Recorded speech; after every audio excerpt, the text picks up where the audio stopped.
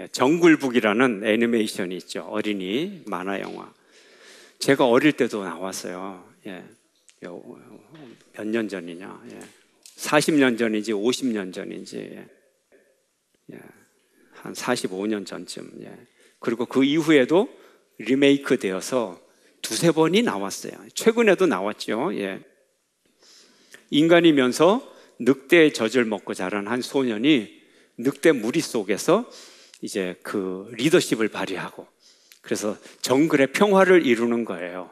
예, 호랑이 악당도 정복하고 또 사람의 죄악도 정죄하고 이제 그러는 내용이죠.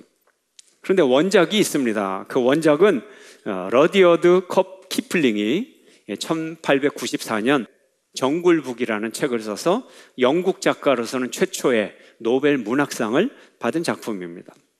그런데 실제로 이제 24년 후에 1920년도에 인도의 미드나 포르에서 그 정글에서 실제로 두 소녀가 발견이 되는데 이 소녀가 늑대의 젖을 먹고 자란 소녀들이었어요. 생김새는 사람인데 우하고 늑대처럼 네 발로 기어다니고 또 냄새와 청각 이것이 발달되어 있고 또 음식도 늑대가 먹는 음식에만 적응이 되어 있고 깜깜한 밤에 아무것도 없어도 후각을 또 청각을 발휘해서 깜깜한 밤에도 전혀 문제없이 갈 길을 가는 그런 아이였어요. 그래서 사람들은 아말라, 까말라 이렇게 이름을 이 자매들에게 붙여주고 이제 이 사회에 적응하도록 했는데 결국 한 명은 1년 후에 죽고 또 한 명은 9년을 살다가 죽었습니다. 우리가 이 이야기들을 보면서 사람은 교육을 받아 만들어지는 존재다. 환경 속에서 사람은 만들어진다. 우리의 마음도 환경 속에서 만들어지잖아요. 인간이 문명적인 동물이잖아요. 문명이 뭡니까? 환경, 컬처 속에서 자라게 되는 거죠. 그래서 교육이 중요하죠. 어린 시절에 백지 상태에서 자란 아이에게 무슨 교육을 하느냐에 따라 그가 어떤 인간이 되느냐가 결정이 되는 거죠. 영적인 자산, 인격적 자산, 태도적 자산 이런 것들을 부모가 형성해 주는 것이 이 사회가 형성해 주는 것이 아주 중요한 거죠. 아이를 위한 한 생명을 향한 가장 중요한 선물은 교육이에요. 교육. 이것이 최고의 선물이에요. 한국의 부모들이 교육에 열을 올리는 거 아주 좋은 거예요. 과열이 돼서 문제지 교육은 아이들을 향한 최고의 선물이기 때문에 그렇습니다. 그렇다면 최상의 교육이 뭘까요? 가장 좋은 최고의 교육이 뭘까요? 뭐예요? 성경 말씀 교육이에요. 말씀 교육. 이것은 예배 시간이니까 말씀 교육 중요하다는 것이 아니고요. 제가 목사이기 때문에 말씀 교육이 중요하다는 것이 아니고 모든 세상의 교육하고 비교를 할 때 말씀 교육이 최고요. 이것은 근본이라는 거예요. 그래서 성경은 우리에게 말합니다. 신명기 6장 7절 함께 읽겠습니다. 함께 시작. 내 자녀에게 부지런히 가르치며 집에 앉았을 때에든지 길을 갈 때에든지 누워 있을 때에든지 일어날 때에든지 이 말씀을 강론할 것이며 이 말씀 뭐예요? 하나님의 말씀을 강론하라, 가르치라, 토의하라, 의식하라, 생각하라, 분석하라, 해석하라. 뭐예요? 누워있을 때든지 일어날 때든지 집을 나갈 때든지 길을 갈 때든지 앉았을 때든지 일어설 때든지 언제 항상 하라는 거예요.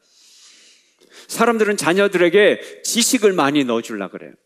지식을. 그래서 체험도 많이 시키고 꼬맹이 때부터 뭐 자꾸 보여주고 어린이집을 보내고 그래서 초등학교 1학년이 아이고 힘들어. 뭐가 힘드느냐? 공부하는 게 힘들어. 평생 공부할 텐데 초등학교 1학년부터 힘들어서 걔가 그 길을 갈 수 있느냐는 거예요. 왜? 지식에 너무 치중을 하니까 애가 힘들어지는 거예요. 아이고 힘들어. 그러나 지식보다 더 중요한 건 지성을 가르쳐 줘야 되는 거예요. 지성. 오늘날 우리 사회에 지식인들은 많아도 참 지성인이 있냐? 저분을 봐라. 저분이 지성인이다. 이런 사람이 좀 많아져야 되는 거예요. 그리고 지성보다 더 탁월한 영성을 가져야 되는 거예요. 이혜령 씨가 평생을 지성을 위해 살다가 늦지막히 예수님을 만나고 영성의 눈을 떴잖아요. 지성에서 영성으로. 영성이 인간의 모든 본질이다. 그렇게 말하고 있는 거예요. 요리의 비유를 하자면 지식은 뭐냐? 엄마 배고파. 딱 그러면 교촌치킨 딱 사온 거 탁 내밀고 먹어! 그러는 거예요. 패스트푸드. 그러면 즉각 먹을 수 있어요. 지식이에요, 지식. 지성은 뭐예요? 요리하는 방법을 배우는 거예요. 요리하는 방법을 배우는 거죠. 지식을 다루는 방법이죠. 지혜라고도 할 수 있죠. 영성은 뭐냐? 음식에 비유한다면 식품 속에 무엇이 들어있고, 그리고 이것을 어떻게 조리해야 이 영양가가 최고가 될 수 있고, 이 영양가는 우리 몸에 들어가서 건강을 어떻게 돕는다, 이 모든 걸 아는 거예요. 이것이 영성인 거예요. 그래서 진정한 요리 전문가가 되는 거죠. 부모 세대가 자식에게, 자녀들에게 올바른 영성을 가르치고, 그래야 이 아이들이 성공하는 인생을 살아간다는 거예요. 성공하는 인생. 부모가 먼저 영성에 눈을 떠서 아이들에게 영성을 가르쳐야 아이들이 성공할 수 있는 거예요. 또 부모가 성공하는 인생을 살아가는 것을 보고 아이들이 겪으면서 성공하는 인생을 따라갈 수가 있는 거예요. 진정한 인생 성공의 비결은 말씀 교육에 있다는 거예요. 말씀 교육이란. 말씀 교육을 하면요, 국가의 미래가 밝아집니다. 하나님의 약속이에요. 여호수아가 말씀을 잘 지키면 국가의 미래가 밝아진다고 그랬어요. 한번 읽어볼까요? 여호수아 1장 8절 함께 시작. 이 율법책을 내 입에서 떠나지 말게 하여 주야로 그것을 묵상하여 그 안에 기록된 대로 다 지켜 행하라. 그리하면 내 길이 평탄하게 될 것이며 내가 형통하리라. 아멘. 이 율법책 하나님의 말씀이에요. 그런데 내 길이 평탄하고 내 길이 형통하리라. 이 길이 누구 길이에요? 여호수아 혼자 가는 길이에요? 여호수아는 이스라엘 백성의 리더입니다. 이스라엘 백성이 다 망하더라도 니네 집만 잘 되고 너만 형통하리라. 불가능하죠. 이스라엘 백성들이 다 망하는데 무슨 여호수아의 길이 평탄해질 수 있고 형통할 수 있어요? 리더에게 하는 얘기예요. 너의 길, 이스라엘 백성의 이 국가의 길을 얘기하는 거예요. 그 국가가 말씀 위에 세워져 있으면 그 국가의 길이 평탄해진다는 거예요. 그 국가가 형통한 역사를 열어간다는 거예요. 그 다음으로 말씀은 경제를 부흥하게 한다. 사람들은 말씀의 능력으로 사업에 성공하게 됩니다. 국가 경제가 잘 되는데, 국가가 형통한데 개인 경제가 안 되겠어요? 한번 볼까요? 신명기 28장 4, 5절 함께 읽습니다. 시작. 내 몸의 자녀와 내 토지의 소산과 내 짐승의 새끼와 소와 양의 새끼가 복을 받을 것이며 내 광주리와 떡반죽 그릇이 복을 받을 것이며. 말씀을 따라가면 지속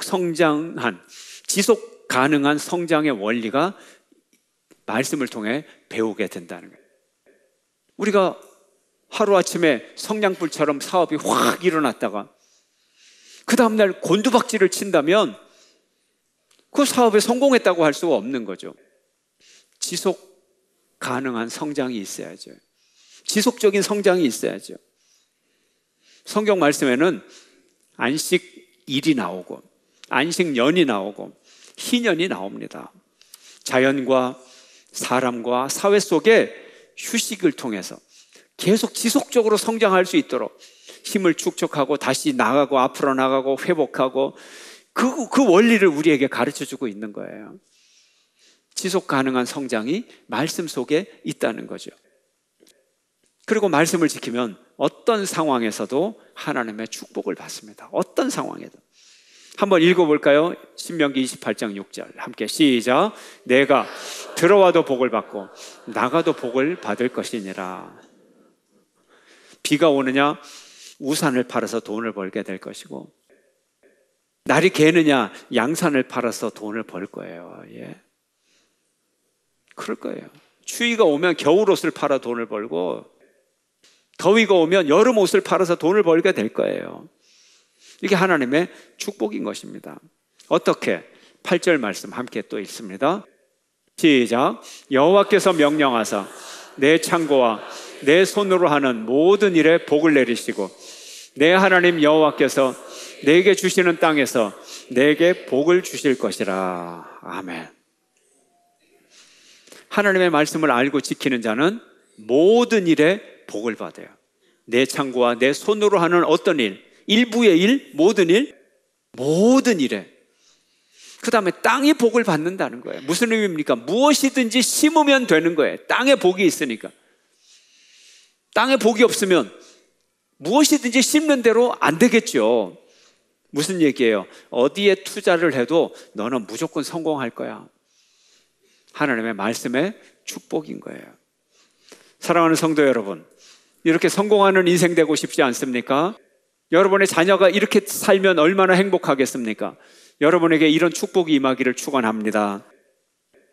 그런데 이런 축복이 더 근본적인 축복으로부터 온다는 얘기잖아요. 근본적인 축복 뭐예요? 말씀의 축복. 말씀의 축복으로부터 오는 파생 축복이 이렇게 큰 축복인 거예요. 그러므로 본질적 축복을 우리가 더 받아야 되는 거예요. 본질적 축복에 따른 결과가 이런 축복이라는 거죠. 사람들은 국가의 축복, 정치, 경제, 사업, 건강, 가정 이런 복을 받으려고 하는데 이런 복의 가장 근본적인 축복을 우리가 받아야 된다는 것입니다. 우리가 하나님을 향한 아무리 큰 업적을 남겨도 우리가 하나님의 말씀을 지키지 않는다면 우리가 우리에게 주시는 이런 축복을 유지할 수가 없는 거예요. 솔로몬의 예를 한번 볼까요? 솔로몬은요, 굉장히 화려한 인생을 산 인물입니다. 그리고 하나님을 향해서도 나름대로 큰 업적을 남겼어요. 그가 7년 동안 걸려서 하나님의 성전을 지었습니다. 최고급 재료를 가지고 최고급 석재와 최고급 목재와 그리고 금을 가지고 하나님의 성전을 7년 동안 건축을 했는데 하나님은 그에게 나타나셔서 그가 건축을 잘했기 때문에 복을 내리겠다고 말씀하지 않았어요. 예, 말씀하지 않았어요. 그렇게 말하지 않았어요. 전과 같이 여전히 말씀을 잘 지켜야 내가 너에게 복을 내리겠다 이렇게 말씀하셨어요. 이게 근본이기 때문에 그래요. 근본이기 때문에 그래요. 이스라엘 성전을 지었는데 그 성전은 하나님의 이름을 두는 곳입니다. 이름을 두는 곳이에요. 성전이 아무리 잘 지어져 있어도 금으로 다 치장이 돼 있어도 하나님의 이름을 두는 곳이지 하나님이 진짜 와서 거할 수 있는 장소는 아니라는 거죠. 우리 전통 문화 속에 조상의 위패를 모시는 뭐가 있어요? 사당이 있어요. 사당에 뭐가 있어요? 딸랑 이름패 하나 있어요. 이름패. 예. 그게 사당이에요. 이름패를 모신다는 것은 기억을 위한 장소라는 거예요. 성전을 황금으로 지었어도 그것은 하나님의 이름이 있는 곳, 그리고 하나님을 기억하는 곳. 그래서 하나님을 기억하고 예배드리고 말씀을 듣는 곳이에요. 그래서 성전이 중요한 거예요. 그 자체로 무슨 의미가 있는 게 아니에요. 물론 사람의 이름과 하나님의 이름은 사당과 성전은 엄청난 본질적 차이가 있지만 그러나 분명한 것은 하나님은 이 땅의 물질적인 것을 가지고 현혹되지 않는다는 거예요. 그게 하나님 앞에 중요한 건 아니라는 거예요. 그래서 성전을 건축하고 솔로몬이 첫 번째 기도를 드릴 때 뭐라고 기도를 했느냐? 하나님, 우리가 이곳에서 기도하면 응답해 주시옵소서. 그리고 솔로몬이 엄청난 희생 제사를 드립니다. 22,000마리의 황소를 드립니다. 그리고 12만 마리의 양을 하나님께 제사로 드립니다. 이렇게 성전을 건축하고 성대한 희생 제사를 드리고 하니까 하나님이 그날 밤에 솔로몬에게 탁 나타나셨어요. 탁 나타나셨어요. 그리고 무슨 말을 하셨을까요? 이렇게 말씀하십니다. 함께 읽을까요? 함께 시작. 내가 만일 내 아버지 다윗이 행함 같이 마음을 온전히 하고 바르게 하여 내 앞에서 행하며 내가 네게 명령한 대로 온갖 일에 순종하여 내 법도와 율례를 지키면, 하나님이 이게 더 중요한 거예요. 위대한 성전, 위대한 제사, 이게 중요한 것이 아니라 내 율례와 법도, 내 말씀을 지켜 행하면 너의 축복이 오래 지속될 것이다. 이 나라가 대대손손 이어질 것이다. 이런 말을 하나님이 하신 거예요. 성전을 짓는 것과 그 모든 어떤 업적을 이루는 것보다 가장 근본적인 축복은 하나님의 말씀을 이루는 삶이라는 거예요. 내가 말씀을 이루면서, 그래서 우리가 말씀 대행진을 해요. 알아야 행하죠. 감동받아야 행하죠. 뜻을 알아야 우리가 적용할 수가 있는 거죠. 말씀의 순종, 말씀 따라가는 삶, 말씀을 행하는 삶, 이것이 우리의 근본적인 축복인 것입니다. 하나님은 왜 말씀에 그렇게 관심이 많으신가요? 말씀. 뭔가요? 하나님은 인격이시기 때문에. 인격의 힘은 말의 힘에 있다 그랬잖아요. 하나님은 우리와 사랑의 관계를 맺기를 원하십니다. 우리가 사랑을 어떻게 하나요? 사랑을 어떻게 하나요? 최고의 사랑은 대화죠. 대화를 통해서 인격적인 교감이 오가고 인격적 관계에 사랑을 나누게 됩니다. 물론 사랑 속에 금전적인 관계도 있는 거고 육체적인 관계도 있는 거고, 그렇지만 이런 것들은 사랑의 일부분이죠. 구성 요소에 불과한 거죠. 이 인간의 사랑 중에 가장 중요한 부분은 인격적인 관계인 거예요. 근데 인격적인 관계의 사랑은 어떻게 이루어지느냐? 대화를 통해서, 말을 통해서 이루어지잖아요. 하나님께서는 말씀하시고 또 우리가 기도하고, 그럼 우리의 기도를 들으시고, 이렇게 하나님과 우리는 대화적 관계를 통해 사랑의 관계를 맺고 있는 거예요. 하나님은 우리와 의사소통을 하시죠. 그래서 그 말을 통해서 우리에게 영향을 미치고, 또 우리도 우리의 기도를 통해서 하나님께 영향을 미치고, 하나님이 내게 주신 말씀을 내가 순종함으로 당신의 뜻을 이루어 나가고, 또 내가 기도할 때 하나님이 내 기도에 응답하심으로 하나님은 내 뜻을 또 이루어 주시고, 이런 관계를 말씀을 통하여 우리는 맺고 있는 것입니다. 오늘 본문 4절 말씀 함께 읽겠습니다. 함께 시작. 이스라엘아 들으라, 우리 하나님 여호와는 오직 유일한 여호와이시니. 아멘.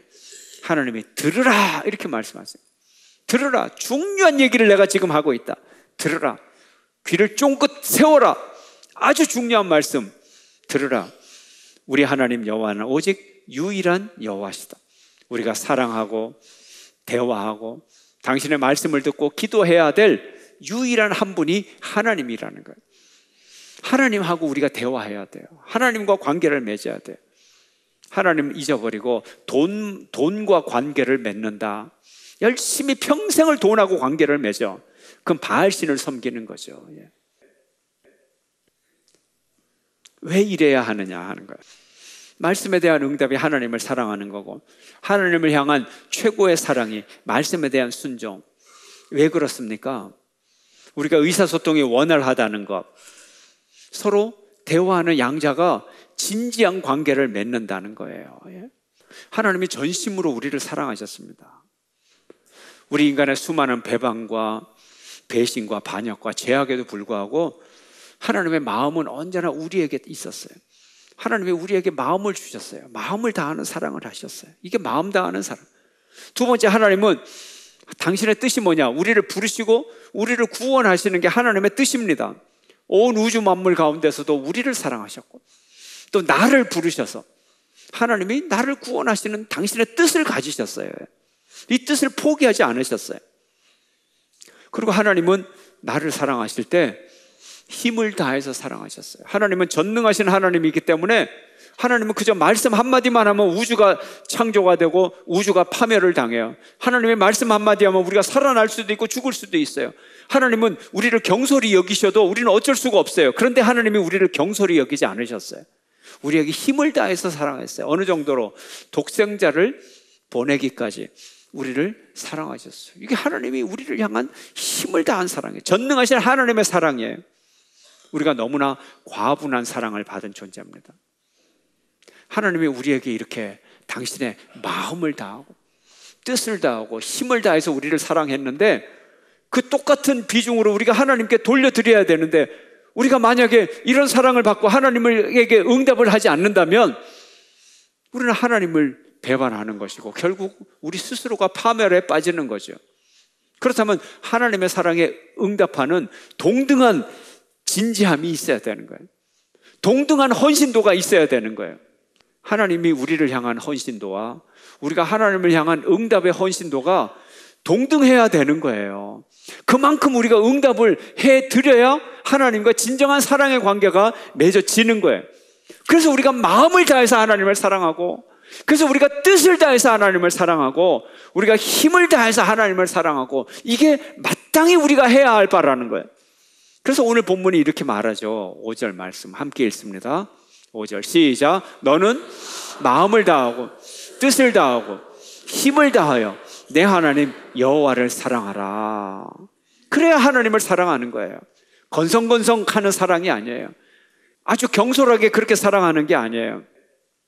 하나님의 말씀을 듣고도 뭐죠? 그냥 성경에 이렇게 써져 있는 거야. 세상은 또 다른 원리에 돌아가는 거야. 하나님 말씀 그저 흘려버리고 한다면 하나님 사랑하는 게 아니죠. 하나님이 우리를 향하여 심판의 경고의 말씀을 누누이 하고 계시는데도 그거 무시한다면 하나님을 사랑하는 게 아니죠. 하나님께서 우리를 힘을 다하고 마음을 다하고 뜻을 다해 사랑했으므로 우리도 마음을 다하고 뜻을 다하고 힘을 다하여 하나님을 사랑해야 한다는 것입니다. 하나님의 사랑에 응답하는 여러분 되시기를 축원합니다. 응답하라 하나님의 사랑에, 응답하라 하나님의 사랑. 예. 응답해야 되는 거예요. 우리가 두 남녀가, 미혼의 남녀가 진심으로 사랑하면 함께 살죠. 가정이라는 공동체를 이루는 거죠. 사랑은 공동체를 만드는 거예요. 두 인격체가 같은 사랑을 주고받으면 동일한 목적으로 갈 수 있고 동일한 가치관을 가진 삶의 공동체가 만들어지는 겁니다. 우리가 하나님하고 뜻이 하나가 되고 마음이 하나가 되면 우리가 하나님하고 공동체를 이루는 거예요. 그래서 하나님의 뜻을 함께 이루는 거예요. 같은 목적과 같은 가치관을 갖게 돼요. 하나님의 뜻을 이루는 게 뭐예요? 하나님 나라를 이루는 거죠. 그러면 우리가 마음을 다하고 뜻을 다하고 힘을 다하여 하나님을 사랑하는 곳에 우리 모든 성도들이 함께 하나님 나라를 만들어 가는 거예요.